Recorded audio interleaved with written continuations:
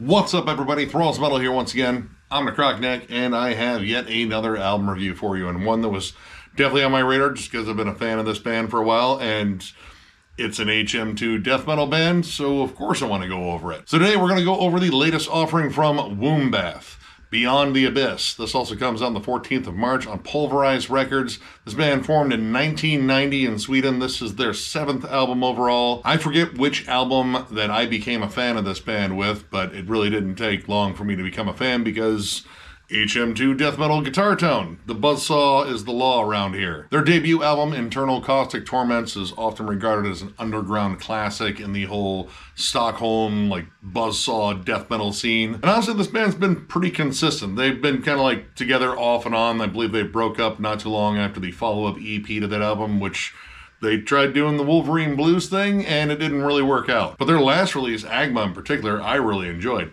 Honestly, sounded a lot like a Bloodbath album. But yeah, this band has been entrenched in the whole Swedish scene for years, features current and former members of bands like Heads for the Dead, Massacre, though it's the U.S., Florida Massacre, but well, they kind of get help from everywhere. Also, for clarity, Raga is not in this band, just in case you thought he might be, because he's in Massacre and then, again, 40 other bands. But also Consumption, and just because I saw it listed on the archives, I just had to mention it. One of the members, or a couple of members, is in a band called Dog Snot. Hard for me to ignore a name like that. But this band, I would still describe as just straight up HM2 death metal.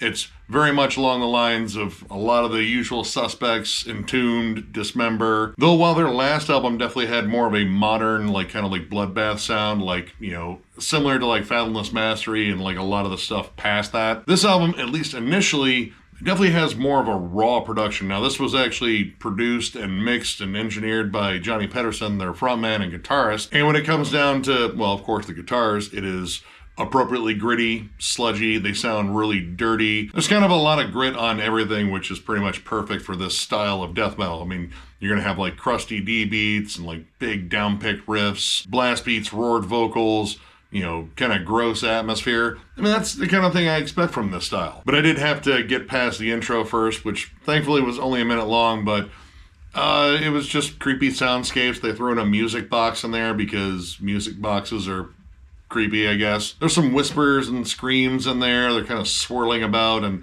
there's some angelic synthy choirs, which I thought was kind of odd, but that was also kind of them showing their hand a little bit, and I'll get into that a little bit later.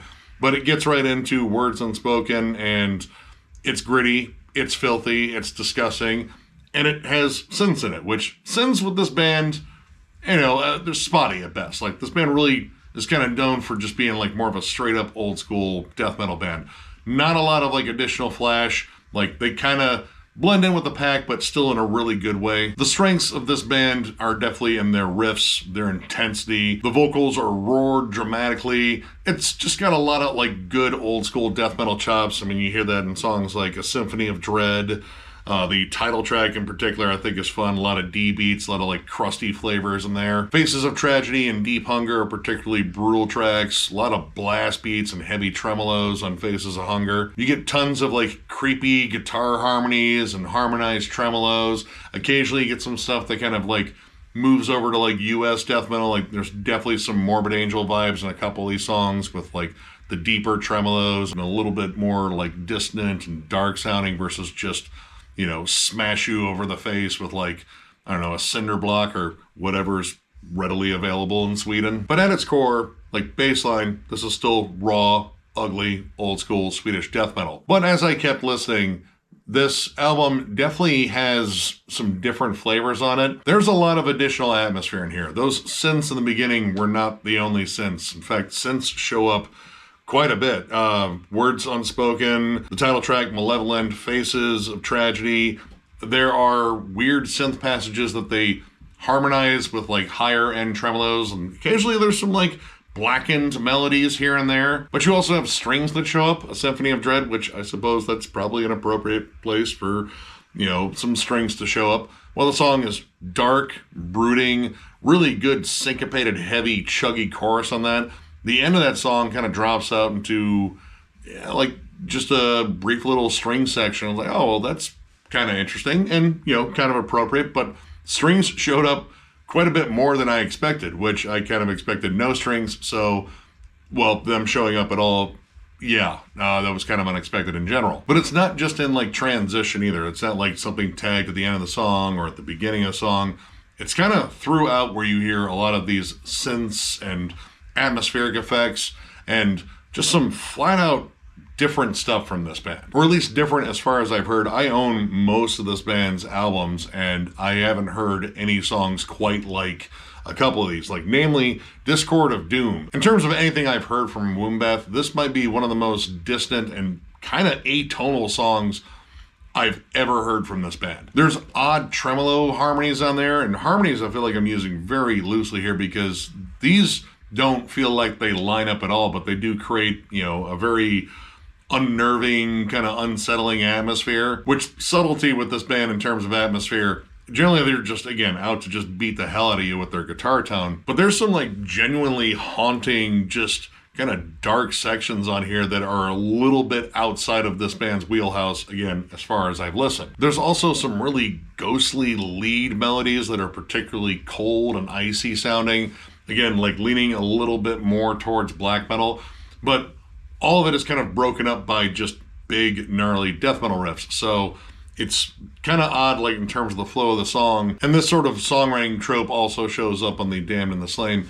It's just very strange in terms of like hearing what you're used to hearing from this band and then hearing these weird, almost like avant-garde-ish sort of moments on here where it's very much outside of the box, outside of the whole realm of the whole Stockholm sound. The Damned and the Slain in particular has some just particularly strange riffs, like something that I would associate with like Demolich rather than this band. There's a few points on that song in particular where the guitars almost sound like they're like moaning and wailing, like there's a lot of like weird effects on them, and again, the note choices and the chord progressions on them are just not very contemporary at all. It's just an odd melody. Like it's even outside of like just the creepy death metal harmonies that you expect from just old school death metal in general. Now, generally, I don't necessarily mind that sort of thing. Like, I like hearing bands experiment a little bit, but not all of it really works. Like the song Malevolent comes in blazing, like heavy double time drums. You get like a very Morbid Angel style tremolo, and then it cuts off into this weird syncopated riff and just kind of a straightforward groove, but you have this synth pattern on top of the riff, and it just feels out of place. Like a lot of the synths on here felt just kind of forced. Like they wanted to do something to their old sound to kind of spice it up, and they just ended up taking like an old recipe and putting way too much seasoning on it. But they only do it for these like oddly fitting portions of the song. Like they'll return to them, but they'll also go back to just the rudimentary beatdowns. And it just makes these songs feel kind of clunky when they do that. Like the transitions are sharp and they're just, I don't know, like a little bit odd. It kind of just feels like they were trying to do too much here and trying to, take their bass sound and, push in some different directions, which again, I like experimentation, but rarely did it ever work. In fact, I would say most of the songs where there were synths didn't really need them. Again, the strength of this band is in their riff work, and I feel like that's just like kind of a distraction. I will say where they did work was the last track, Consumed by Fire, which was a big standout for me because it's flat out death doom.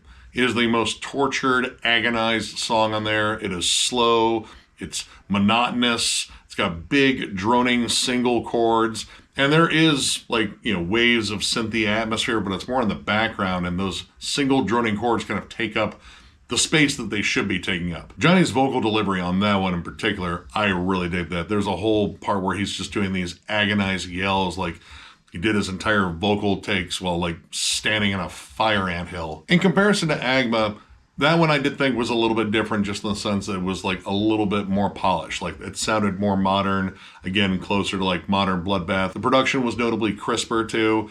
It was different for them, but it still worked. It still retained their sound. This one, I feel like, again, like their sound is kind of buried in a lot of like just extra stuff that really didn't need to be there. So while I definitely think this album has some bangers on it, like there's some really solid tracks in it, the whole album kind of feels a little uneven and a little clunky overall, but still not terrible. There's still plenty of moments in here where you just like flat out bang your head. It does a lot of what I expect HM2 death metal to do. It just does a little bit too much in other realms. And yeah, it just kind of comes off a little odd. So overall, I'm going to give this 3 stars. It's not necessarily the strongest 3, but I think a 3 is pretty fair. I do think there's some solid songs in here, and there's a good amount of variety in terms of like, you know, fun riff changes and such.